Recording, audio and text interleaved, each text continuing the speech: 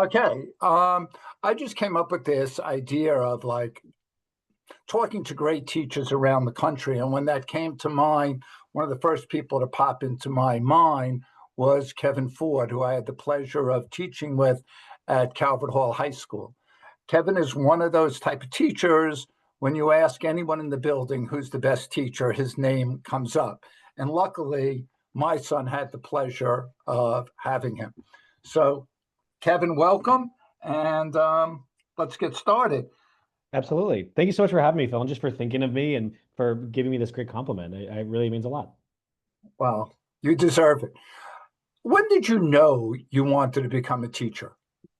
I was thinking about this because my path originally was not going to be teaching. I was planning to probably go to law school, to pursue like either politics or writing or any number of other, efforts. But my family has always had teachers in it. My mother was a teacher, her mother was a teacher on down the line, and my family's always very much centered that our lives should be meaningful and our work should be meaningful, socially important. So I knew that no matter what, I wanted to give back to the world, make the world a little bit better. And then it was Teach for America that offered me the first sort of opportunity to really teach. And again, I like most TFA people, especially around 2010 when I was getting in there, I still thought it was gonna be 2 years and then wrap and move on with my life. But I fell in love with teaching, and I realized that thing my family had instilled in me to give back, to try to improve the community, to improve a lot of others, and I just really loved it. So it wasn't part of the plan originally, but I'm so glad that my path brought me into education. TFA often gets a bad rap. Mhm. Um, but I think, and just from listening to you, you got some pretty good experiences. What are some of the things that you took from there that's instilled in you and that you keep with your teaching today? So much. I think in the schools that I find myself in now, I often stand out in a few different ways. And it all goes back to those first years of teaching and the very specific training that I got, the very specific coaching. But I think of it specifically in terms of classroom management, culture building, and really the commitment to being like a stable presence in school and in the lives of my students. So there are some just absolute basic mindsets that inform me every year, no matter what context I find myself in. Um, and I think it also started me very much to realize that this is a profession, it's a job, it's a vocation, that it's, being a great teacher isn't something we're just naturally born with, but it's something that we can learn and that we can never be afraid to try new tricks, get some things in your teacher tool belt, all that kind of stuff. You talked about culture. Mhm. How do you go about building a culture in a classroom? I think it starts, well, it's everything is grounded in empathy. We have our first day with students tomorrow. And so I'm thinking about, especially our ninth graders, more than half of them are going to be new to the school.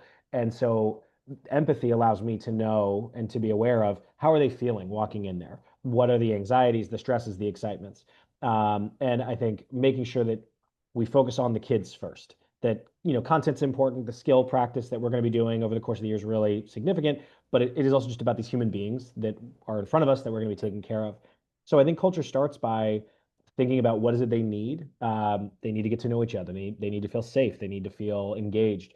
Um, and I think it's also when I'm planning to always think, what is the lesson or the exercise? What does it look like and what does it sound like? So making sure that things aren't mysterious in the classroom. The students know exactly what we're doing and why we're doing it and how it should go, and they get to be part of the team in that way. Phil, just like you, I bring a lot of enthusiasm into the classroom, and so I try to love what I'm doing as much as I want them to love it. I'm trying to model not just the skills of the course, but also model the love and the joy of being in that room and doing that work and being on this team. And so then it just becomes a big invitation to everyone to join that team and to be on board. That's interesting, and you do build great culture. You also talked about earlier how teaching, like you're not born with it, and you got to Mhm. constantly be learning. What are some of the things that you would say you've learned in the last year or two that have made you a better teacher? Mm. There are so many things. So my school right now, it's sort of self-styled as a progressive school, progressive education. So they're always trying to experiment and be on the cutting edge. So I've had to learn so much about standards-based grading, how to write the standards that we're going to be using, how to create the kinds of what I used to call unconventional learning opportunities, but or project-based learning, but how to design experiences for our students that are actually going to get them to practice all those standards but in meaningful and sometimes novel ways. Um, it's funny that in addition to learning about those things, I've also had to do a lot of unlearning.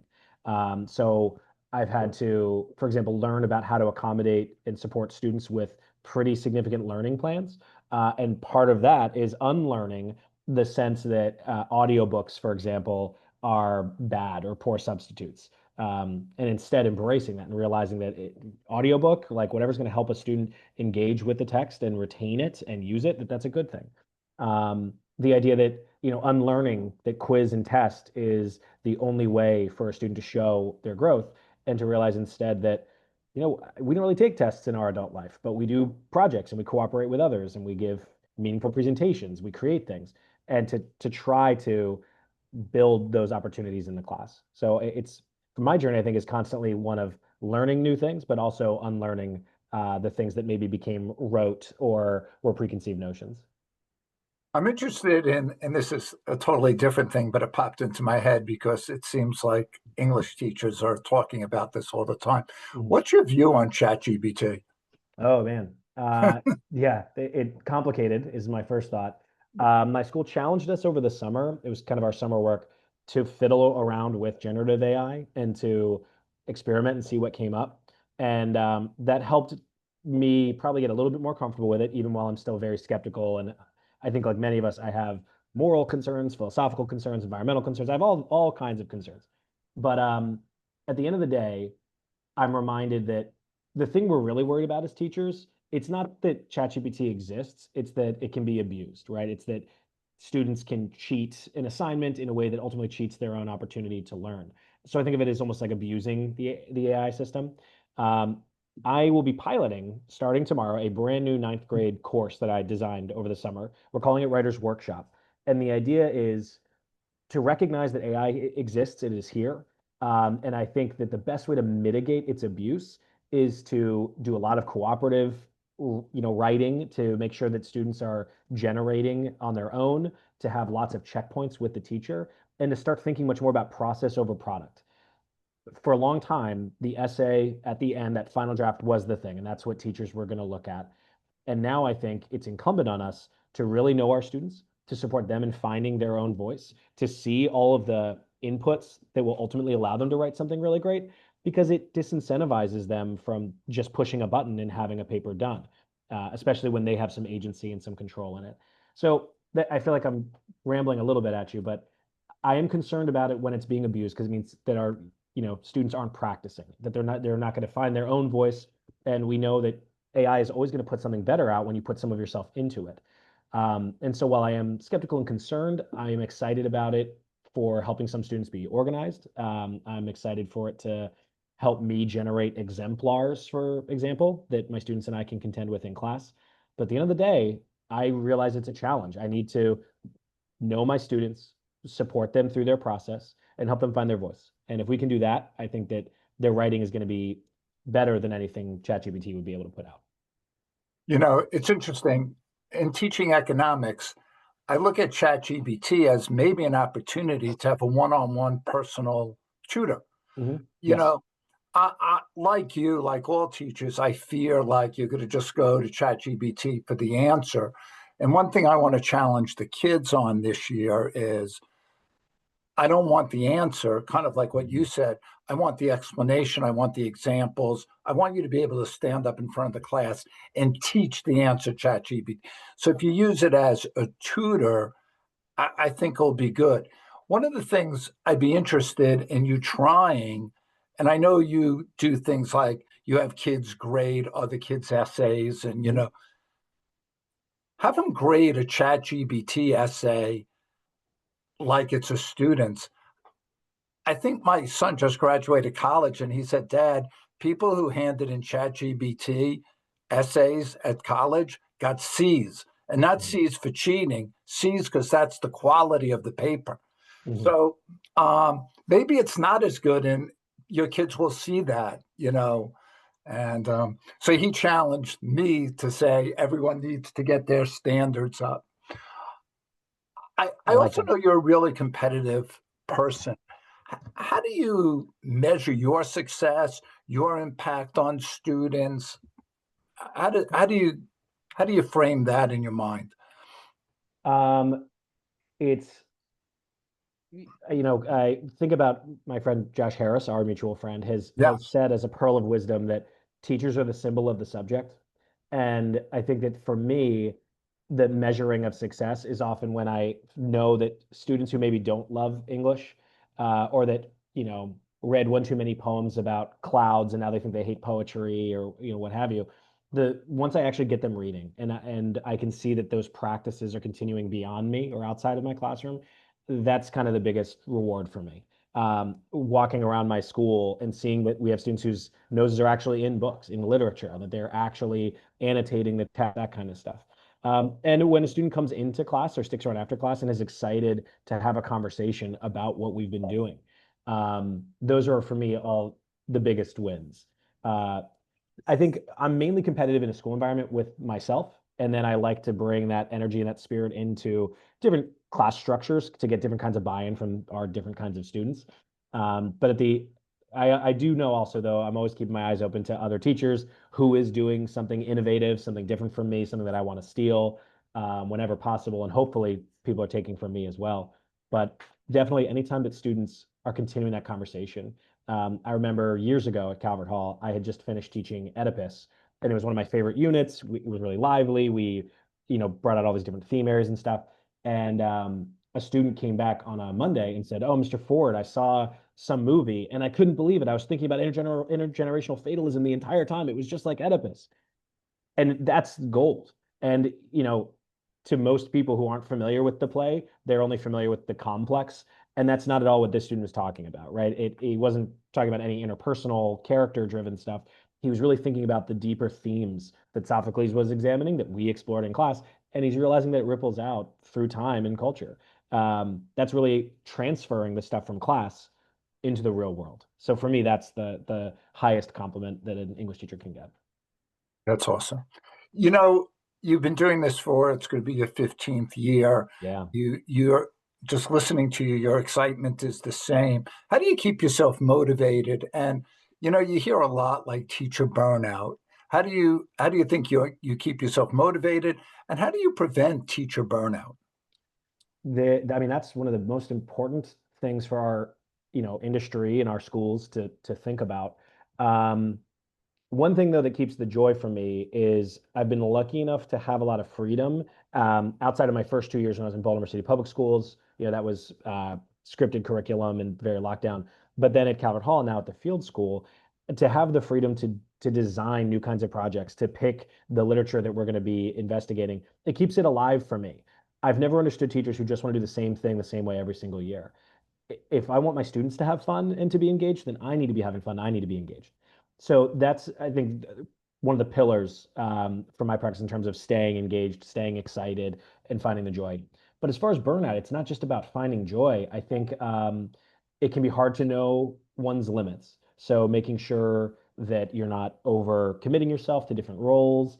Um, and I think that's sometimes where good management comes in, right? Whether it's a department chair, I'm lucky enough to serve as department chair, but I have plenty of administrators who then also support me and making sure that I'm, learning and growing and also not overextending. One of the like main things Teach for America drilled in us in the very early days was locus of control. And I think that that's another one that's helped me to recognize, maybe I'm starting to feel frustrated with my school or like something in the system of the school. And this can really rile up a lot of teachers when they feel something that's kind of like see something, say something, they feel it's their responsibility. And then sometimes things don't go the way they want, and that can lead to disenfranchisement, disappointment, frustration, and eventually burnout. But I think if we can remember the locus of control, like to stay eyes on the prize, it's my classroom, it's my kids, and there are people in the hierarchy with whom those decisions lie. Let the big questions sometimes live where they belong. It doesn't mean to be disengaged, and certainly we should all be coaching up, to administration when necessary and being involved. But I do think that for some of my friends who do experience burnout, sometimes it's because they've spread themselves too thin. They are, feeling like they're not being listened to, but it's kind of because they were maybe extending beyond their locus of control. And so I think all those things are important. Yeah, I agree. I think if you could stay focused on that, you have the ability each and every day to make Yeah, a kid's life better. And that's why we got into teaching. We didn't get into teaching to work for great administrators exactly. or, yeah, we got into teaching to make kids better. Yeah. What do you think is the biggest challenge you face so far as a teacher? The biggest challenge, I think, I think there's a lot of them. I do think that teaching, I've already said, is a vocation, right? Like it's something that I absolutely love. It gives my life meaning. My wife is also in education, and we love that when we come home, we talk about our schools, we talk about our students, we talk about the programming that we want to design, all those kinds of things. And yet, socially, and not just my peer group, but when I think about the United States and our culture, I still sometimes get that little voice that wonders what else could I have done or should I be doing, and so it's not, for example, I'm not money motivated, so it's not that like the salaries aren't the problem for me in terms of or a struggle in terms of education. I think it's amazing we get paid to do this stuff, but every now and then I think I can run into this sense of should I be doing something more, something even more esteemable? Um, and that's why I'm really glad to be reminded that for my family, we've always believed that being of service was the most important thing to do with our life and with our jobs. And being a teacher is nothing if not being of service to others. It's interesting because, like, a lot of great teachers like yourself like to, I'm going to say, move up the corporate ladder, Mhm. become administrators and principals. And I think I'd argue that you've had more, and I did with an administrator. I Mhm. said you had more impact on the school at Calvert Hall than any administrator had on the school. I think because administrators, they have to convince people like me and you to do what they want. Yeah. We could just do what we want. You don't have to, like, basically, we've been in schools where, long as it's ethical, obviously, and everything, you could do what you want. And I think, like, you having an impact on 100, 120 kids at Calvert Hall, it's probably a bigger impact than any administrator has. And not that I think administrators are bad. I just, Well, um, yeah, it's that question, when or and why does someone leave the classroom? Sometimes there is that push, that pull. Like sometimes the school asks a teacher to leave the classroom to go be an administrator, but it really does change completely the game, your purpose as well. I'm really glad that I'm still in the classroom. Yeah, for me, being department chair feels perfectly right sized. so what advice would you give, like, teachers coming into the profession? Any, like, tips that you'd give, a new teacher, first year, or maybe second year teacher? Mhm. I think it is entirely like our profession is entirely relational. The best teachers, no matter what their discipline, no matter what department they're in, their content, it all comes down to the dynamic between themselves and the students. So I think that's the most important thing. I remember Teach for America had us write a letter to ourselves that during Institute, so before we were really at our schools and doing the work, and then they mailed it to us at a time that they had sort of tracked and knew was going to be the hardest emotional time for a first year teacher who's getting their butt kicked. It was like at Thanksgiving, basically. And I remember I wrote to myself, essentially, just remember to love these kids, like just care about these kids. The students I was working with in East Baltimore had something like 4 language arts teachers in just 2 years. So people were quitting on them mid-year and then coming in and quitting again. And I don't know the circumstances of those teachers, but I remember telling myself, like, no matter what, I'm staying. Like I'm gonna, no matter what, be there for my students, even if things are going totally awry. And of course, we had good days and we had bad days. We had some really bad days. But no matter what, those students knew that I cared about them and that I wasn't going to go anywhere, and that I was going to be back the next morning as bright-eyed and bushy-tailed as I could be. Another chance to start fresh. So I think that's the most important thing. Whether it's classroom management stuff or if it's attendance stuff or if it's even a great student who's already got aptitude rising even to higher heights. I think all of those things start to click when the student doesn't feel anonymous and instead feels known, seen, and supported by you, the teacher.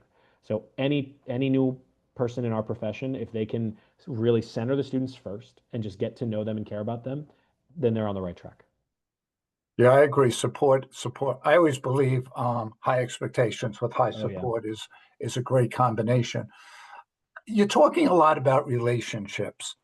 I think sometimes that gets confused with letting kids do with whatever they want. Mhm. I know we've worked in a school together where we both could probably picture a teacher who everyone likes, but no one's learning. Mhm. Can you clarify, like, how you have great relationships, but use those relationships to get kids to exceed probably their own, even their own thoughts of their own ability?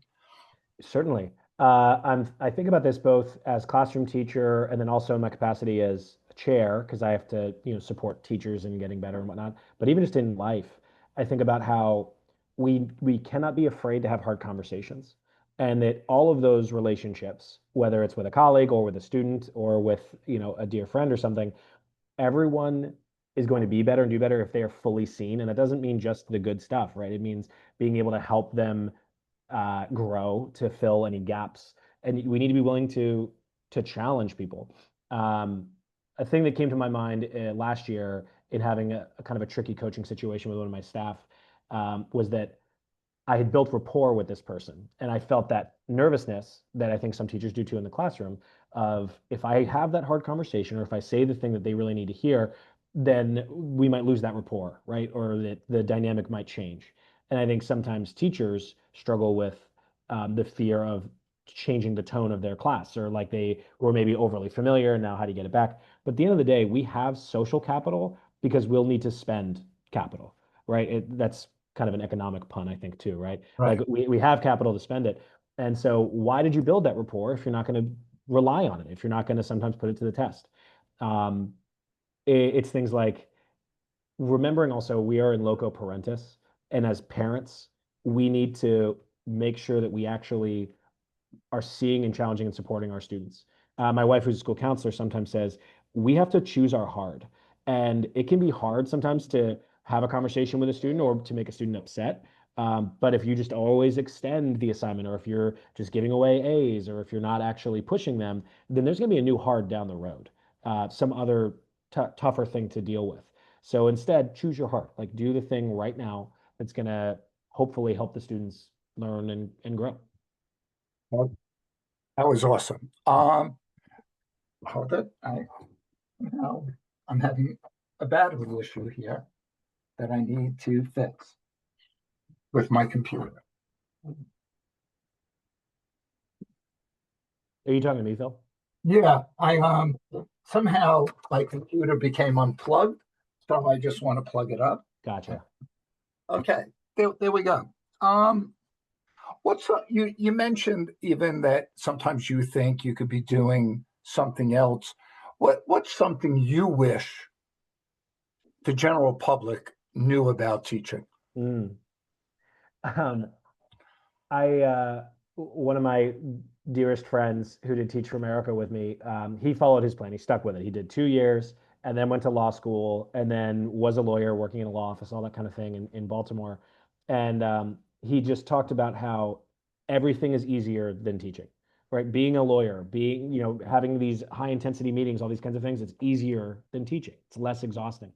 And people didn't believe him. Other lawyers in the office didn't believe him. And so he would describe for them, imagine your most intense day. You've got 6 clients coming in and you have to give an hour-long presentation. You have to convince them of something, get them bought in, whatever. That's really intense, right? And they say, yeah, of course. How much time do you get to prepare for that? And they go, oh, I'll probably get about a week. And he says, okay, teacher is having 6 of those meetings every single day with their most critical, most discerning clients, and they don't get a full week to prepare for that one thing, that one meeting. And so, our profession is one where I think people like you and me, Phil, people who really care. We're trying to go in every single day and make the most of that time because we know how fleeting it is and how precious a resource that time is of us in front of the students and getting them to do the work. And I think I would really want the rest of the world to realize that it is not easy, right? That this is some of the most important stuff that happens in our society. It's a sacrifice, and that it is, I mean, it's right up there with like nurses and doctors. It's, the most important kind of profession. And we, as a society, we need teachers and we need schools and we need our kids to be supported by great people. And so I think more appreciation for our vocation is the thing I would love to try to get out of the wider world. I agree with you. I think people think teaching. I think if you want to be mediocre, Mhm. teaching's really easy Yeah. because you really could just slide by. I think if you want to be great, it's almost impossible. um, but I do agree. People kind of think, you have your summers off, you work from 9 to 3. Like the Mhm. laziest teacher doesn't really work teacher hours, they always work more. So I think you hit a good point there. If you could go back, Kevin, and talk to the first year teacher, Kevin Ford, what would you change or what advice would you give him now? Oh man, there were a lot of things in that early year that felt really, really important, and I think were being articulated as being really, really important at the time by administration, by Teach for America, that kind of thing. That was probably good practice, but at the same time, if I could go back, I would basically mentor myself and say, calm down a little bit. You're going to be okay. Um, for example, like the depth of detail that we had to do in our lesson plans, and we had to have a binder that it was available to anyone who walked right in the door to be able to see that we had done the plan. It was kind of a gotcha thing. And I remember taking it, so I was putting hours and hours and hours into one lesson plan for one day. And it just wasn't sustainable. And I think, it reminds me of what I tell students about annotation systems or study systems for that matter, that there is no one way of doing it. And anyone who tells you there is one best way is wrong, right? The best way is whatever works for you. And I think that's true of lesson plans and unit plans as well. Our brains all work differently. We all think differently. And what should matter is the way that we execute. One of my mentors at Calvert Hall, Steve Hooper, who was the chair when I came in, it was such a relief for me to learn that I didn't have to put an objective on the board, that I didn't have to have this binder of lesson plans available for a gotcha as someone pops in to observe. His philosophy was that planning should be evident in execution. So when he would observe, or when anyone would observe, his sense was that just by being in the class, being in the space, you can tell that that teacher is methodical, is intentional, has planned, or maybe that teacher hasn't. And I'm not sure that the piece of paper that I fretted so much about as a first year teacher, I'm not sure that that was always the best indicator of preparedness. I also think I would probably go back and tell myself to be easier on myself or kinder to myself. The idea that, the kids need you to be rested, right? If you just stay up all night fretting and anxious and planning and grading and all those kinds of things, they're sometimes that's valuable, but also you'll be better for students if you're taking care of yourself. So those are kind of two things I'd probably tell young Kevin. I, I I think the worst administrators are the people who make those objectives on the board. Yes. It always, it's like it's for them. It's not for the kids, and like Exactly. it shouldn't be. Um, if I run into a student of yours and they say, and I somehow it comes up that they had Mr. Ford, how do you want them to remember you? Oh man. Um, I would hope that my students remember me as being joyfully and authentically present in every class. I would hope that my students remember me as someone who really cared about them personally. Like I would want every student to feel like they had a particular relationship with me as their teacher. Um, and I would really hope that for every student, I would hope that they have a memory of them learning to love something, whether that's a film or a novel or a poem, something like that, and realizing that it was because of my class or it was because of my teaching. And those would be the best. I have some social media, but like my Instagram is really a teacher Instagram. It's like I'll post about theater and art, museums, and what have you, and it's a way for former students who've graduated and who've gone on in life to stay in touch if they want to.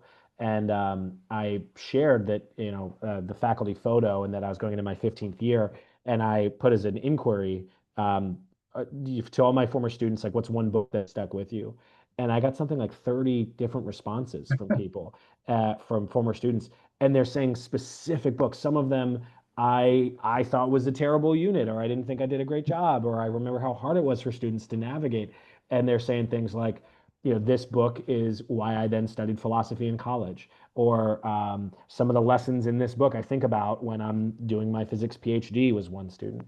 And just the fact that some students say, I hadn't read a book in a long time, and then I had you, and I realized that I loved some kinds of books, and now I'm still reading.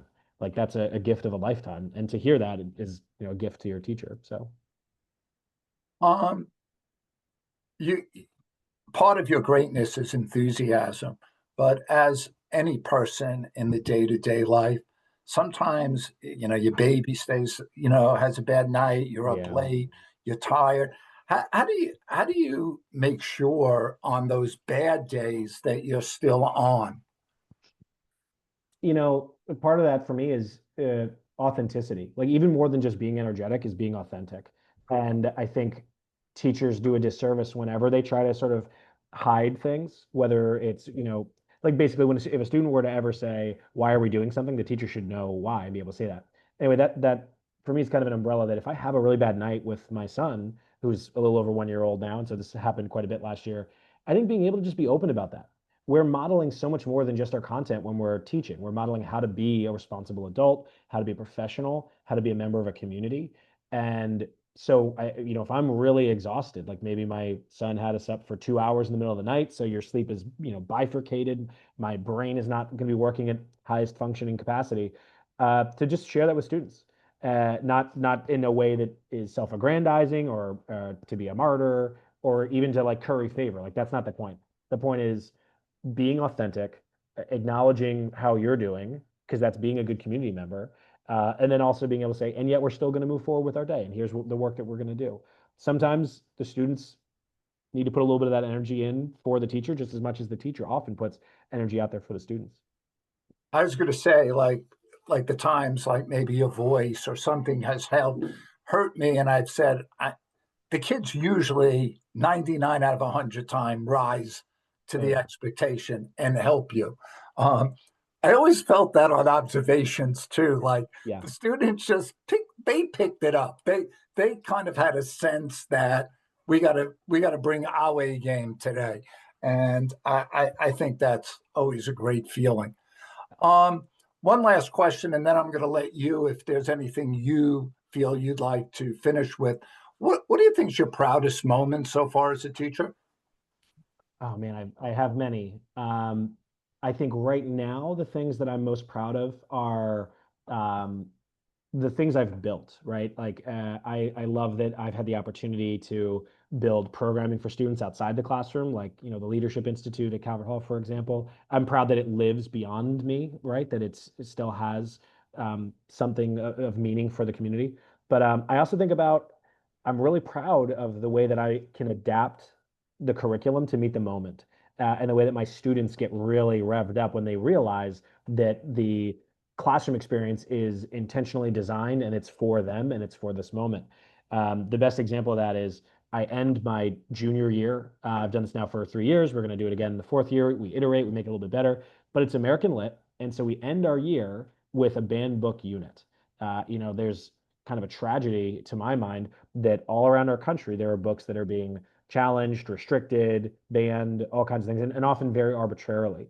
And so that's a moment at the end of the year. It's our capstone project where students have learned some basic skills of researching, inquiry, developing, outlining, et cetera.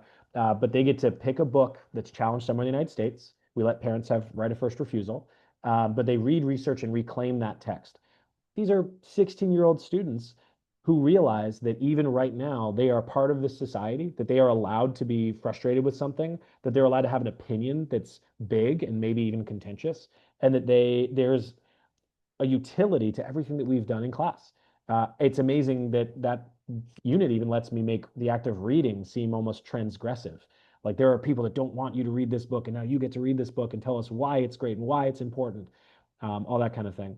So I think my greatest points of pride ultimately go back to the things that I'm lucky enough to get students to do. Like I'm not proud so much of the things that I do as I am of my students. And I'm just lucky to have been in the position to put something in front of them and that they make magic out of it. I love the band, but there's nothing that motivates teenagers more than doing something they're not supposed to do. So Exactly. that's awesome. Anything that you would like to say that you don't feel we covered so far? Um, I think for conversation for future, I think I'm very lucky to have taught in three very distinct contexts. Like I started my career in Baltimore City Public Schools in a very underserved community. School got shut down 2 years later. And that's a very particular side of the American educational experiment. And then I get to meet with you, work with you at Calvert Hall, and it's a very different demographic. It's very socioeconomically diverse. We have, three tracks and all those kinds of things, and that's very different. And now I'm in this third school that is progressive education. Our school is basically in a Gatsby mansion. It's beautiful, but certainly doesn't look like a traditional school in many ways. And we're serving yet again a very different population. And I find myself wondering, and I would love to be able to talk with you and other great teachers about it, but to wonder about what are the things that are maybe universal that cut across all three of those domains, the full spectrum of educational experience. What are the real best practices and where are they living? And I, started my career because of a sense of justice, and I think education is a justice issue. And so I also really am curious about where are there inequities. They are everywhere, but where are they, and what can maybe we do as citizens, as teachers, to create a better, more equitable and more positive experience for all students. The better our schools are, the better our country is, the better our future is. And so that's a thing I would love to kick around a little bit. You, it'll be interesting. It'll be interesting if this project of mine really builds momentum. I'll be talking to people from different schools around the country, hopefully. Mm-hmm. And you would think that as we watch them, certain things might continue. Like, I'm guessing relationships is universal. Do you know what Yeah. I mean? Oh yeah. And it'll be interesting.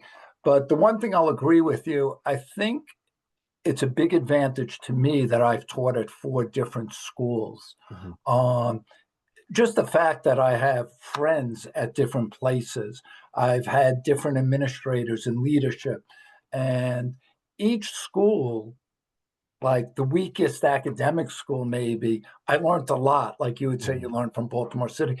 So I'd agree with you on that. I definitely think um, if you stay at one school, sometimes you don't even appreciate what that school has because that's Yeah. all you know. But I really appreciate your time. I know your time is valuable. I know tomorrow's opening day for both of us, so I wish you a great opening day. And we definitely need to get a group of us together and get a breakfast or a lunch during one of these days. Okay. I would love that. Phil, you are an extraordinary teacher. You're a great mentor to me and a great friend. And just thank you for reaching out and doing this. And just know that I truly value and appreciate you. Okay. Thank you. The same to you. Take Thanks. care, Kev. Say Bye. hello to Megan for me. You got it. See you, Bye. Phil.